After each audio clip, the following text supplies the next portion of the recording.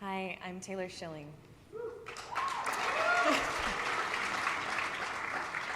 Ruthie Tompson was born into a world few of us would recognize today.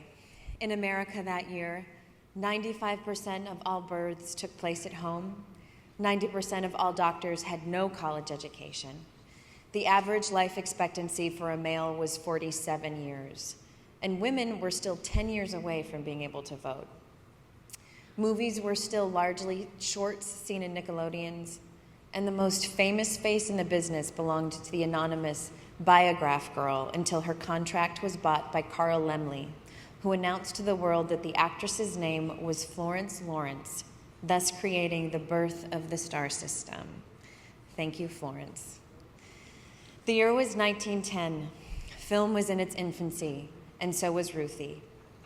She was born in Portland, Maine, to a woman named Athene Sterling Thompson, who dreamed of being an actress.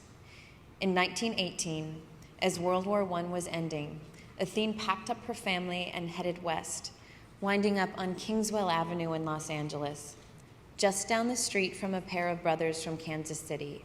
Walt and Roy were their names. Walt and Roy had started a small studio in their Uncle Robert's garage. They called it the Disney Brothers Studio.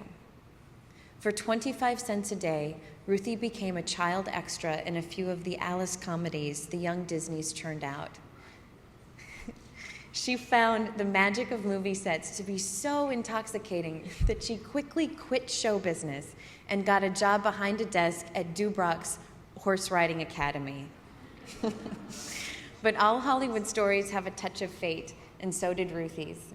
As luck would have it, Walt Disney wound up taking polo lessons at Dubrock's, and he talked Ruthie into rejoining his burgeoning empire in his new studio on Hyperion Street.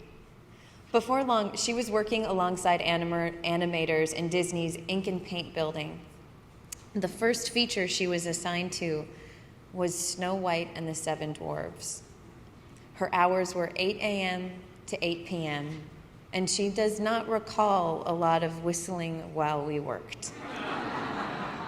However, the 2-day wrap party at the Narconi Hotel in Palm Springs is remembered fondly by its attendees.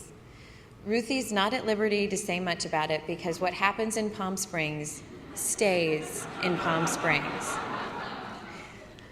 As a young woman, she met a director named Louis Friedlander on the set of a Western. To impress her, he invited her for a spin on his biplane. Yes, even then, directors were shameless about trying to show off to a pretty girl. But this was the early 1920s, before airplanes had in-flight movies or Wi-Fi or ceilings. They took off from Glendale Airport and rose quickly into the sky. She tried to wave her pink handkerchief to her family watching below, but it flew from her hands, never to be seen again. Ruthie won't reveal if Friedlander's efforts were enough to win her over. It turns out what happens in Glendale stays in Glendale. In the ensuing years, she witnessed Lindbergh's crossing in the Atlantic and Babe Ruth's 60 home run season, a Great Depression and a Second World War, the birth of television and the end of polio. She worked on Fantasia and saw the opening of Disneyland and man's first footsteps on the moon. In 1975, she left Disney Studios. You can find her handprints on a cement plaque there alongside a host of other Disney greats. But because of the MPTF, retiring from Disney did not mean retiring from life. Ruthie is a legend here. She teaches classes on how to use Final Cut Pro. She runs a poker game that has reduced many a kid here meaning someone in their 70s, to tears. Russell Brand sat down at her table last year, thinking he'd teach the old girl a thing or two. But by the time he crawled away a few hands later, Ruthie had literally won the scarf off of his neck. Drop in on her someday. The table has a $5 limit, but for you, she'll make an exception. She and her friends don't do much texting with one another. Instead, they spend their days together talking, laughing, telling stories, just like Friends did back in 1910. Sadly, much of the Hollywood Ruthie knew is now gone. The garage on Kingswell Avenue where the Disney boys started is now a copy store. The studio Walt built on Hyperion is now a Gelson's. But Ruthie is still here.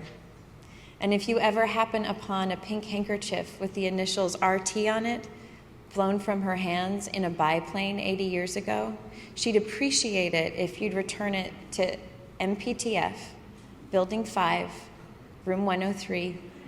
Ruthie will be there. And if she asks, "You like card games?"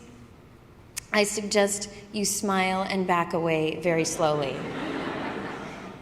In 1910, D.W. Griffiths first came to Los Angeles, and Thomas Edison first founded the General Film Company, and Ruthie Tompson was born. In a sense, her whole life has been a movie. Thanks to MPTF, it's one in which the heroine gets to live happily ever after. We are very honored to have the adorable, curious, charming, yet always humble woman I just described here with us tonight. Ladies and gentlemen, please welcome Ruthie Tompson.